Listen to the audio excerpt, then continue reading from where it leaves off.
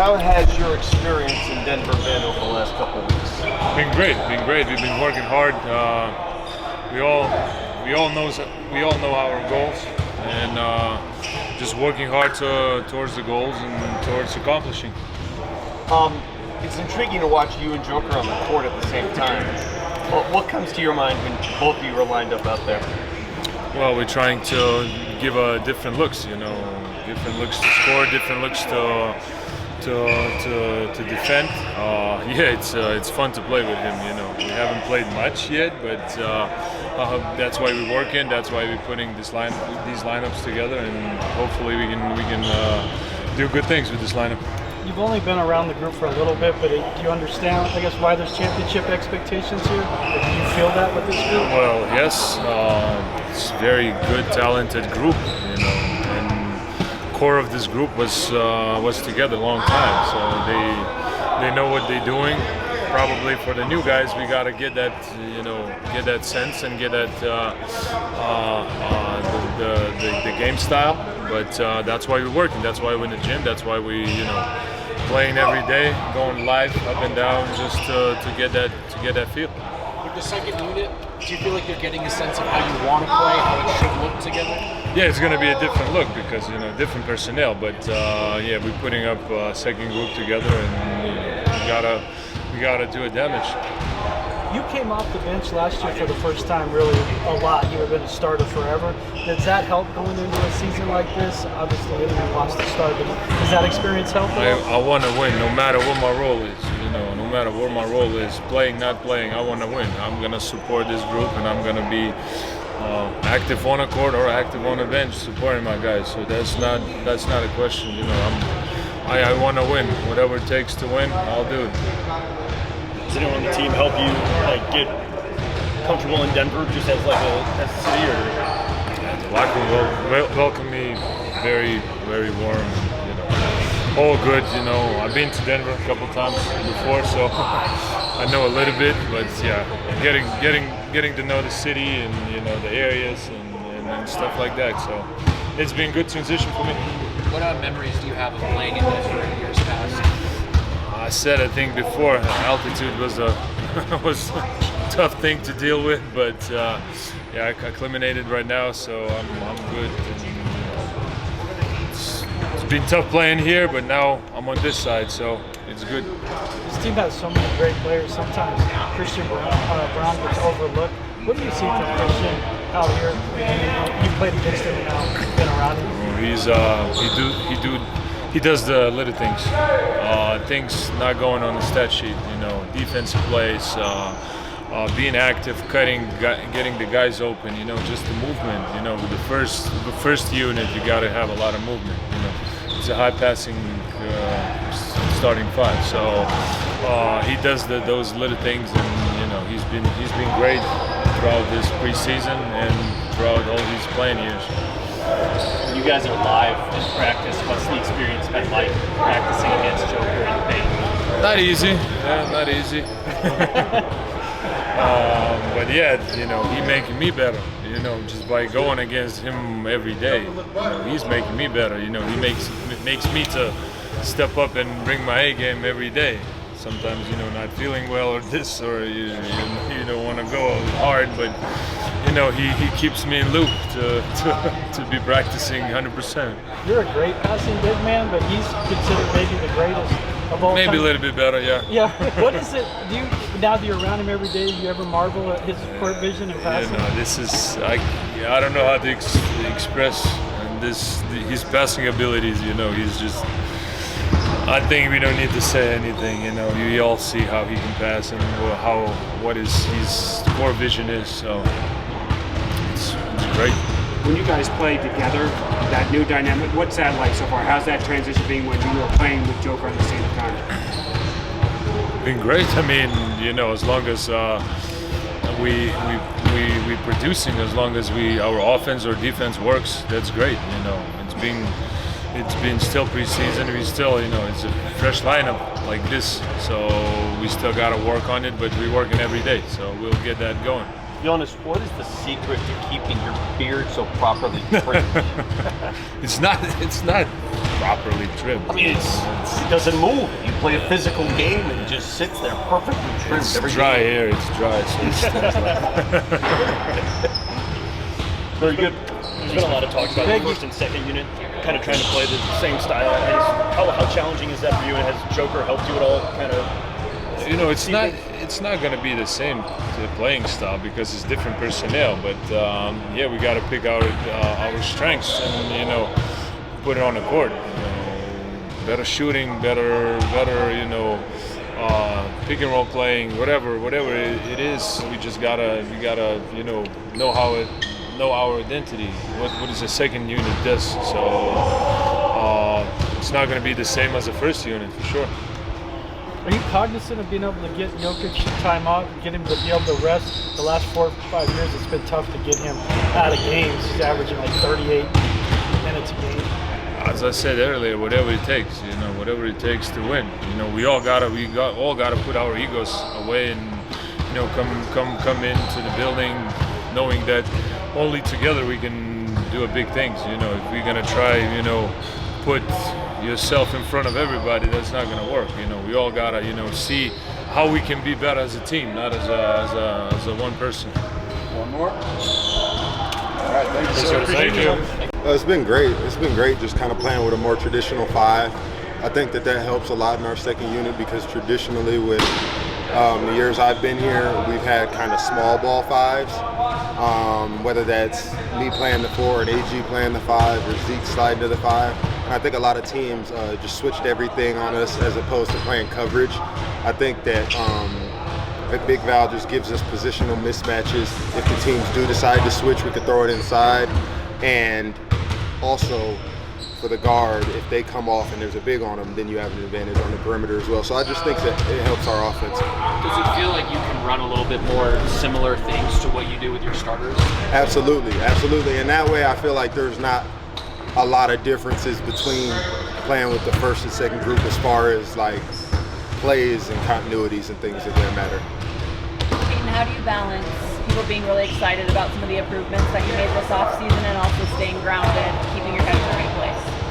I think expectations is just come with the responsibility of the job. I think we have a really, really good team, and I think the whole NBA world knows that. And I think it's all about going out there and, being a team on the court and having that chemistry and gelling and getting better throughout the year. I think from game 1 to game 82, there's going to be a drastic improvement just in our chemistry and the way we play together and just guys' comfortability.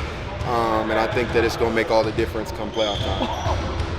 Is there anything you feel like you need to accomplish in this final preseason game to be ready for the start of the season?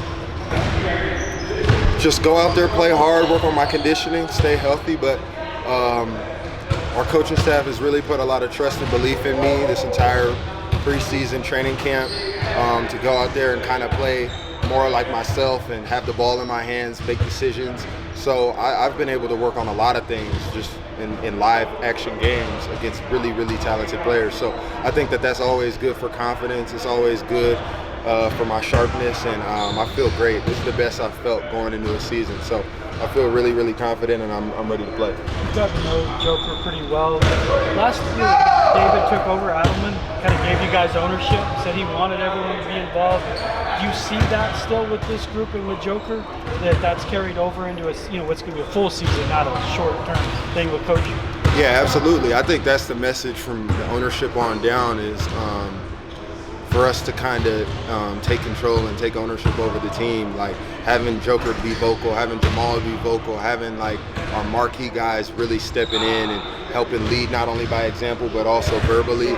I think it's huge. I think it's helped everybody out, and it's also just made everybody else more serious about it. I feel like for the new guys who come in, if you come in and you see Joke talking and playing hard, running the floor, last night he beat everybody down the floor on the fast break.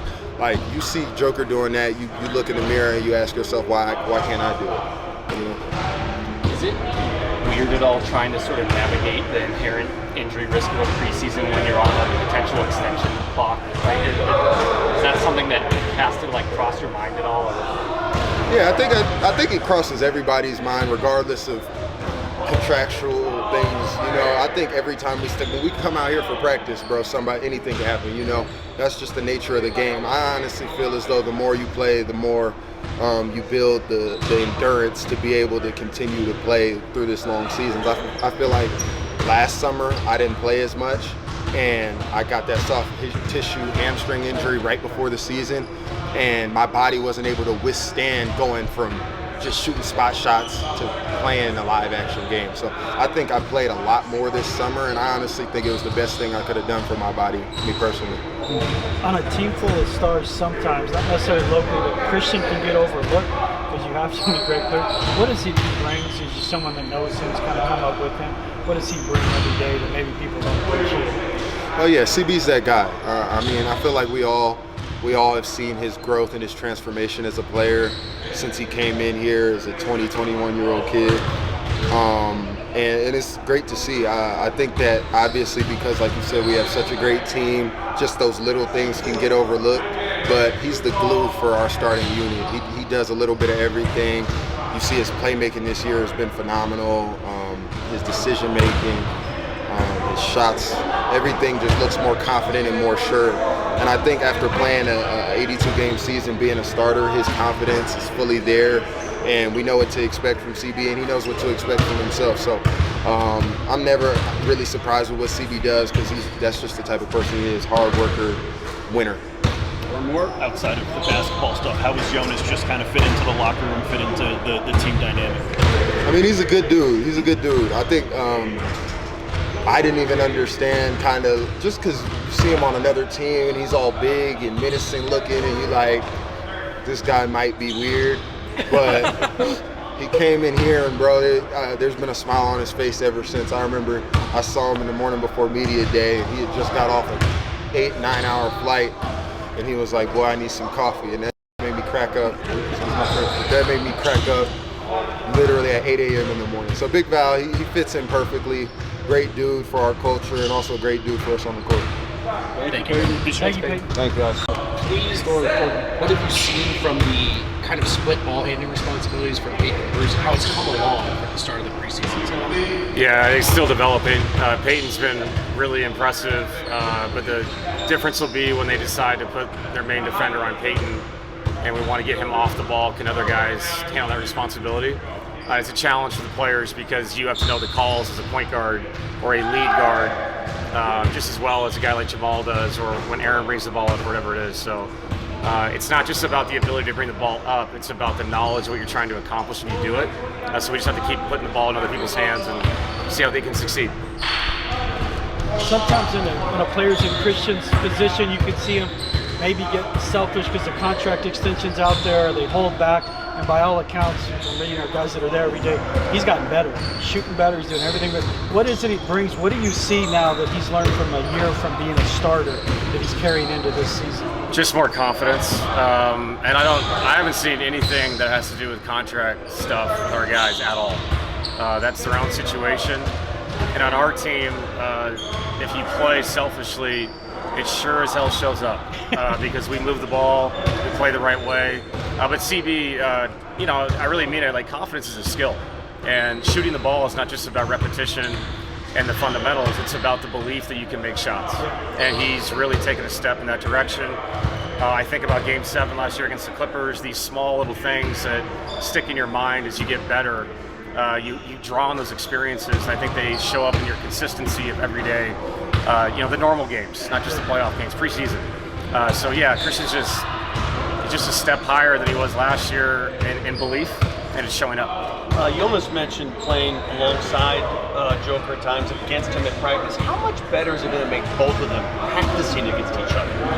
Yeah, it's hard to mimic a guy that size. And for Nikola to bang with him underneath, we have to be careful with how much we do. We want to keep those guys healthy, but it's super important. And I think them playing together a little bit, even when it doesn't look pretty, it's good for them as well because they have to, take different responsibilities off the ball. If Jonas is posting up, where is Nikola spacing wise? There's a little bit of a learning thing there for the two of them. But yeah, to have a starting center as your backup to go against Nikola every day, it's a major advantage. So it was pretty regular for Joker to play the entire first quarter. Yeah. Last two more of the dress rehearsal kind of games felt like you were getting them out around the 3-minute mark. I guess how do you see that benefiting the team as a whole, or kind of what went into that kind of tweak? I think it'll be a nightly thing.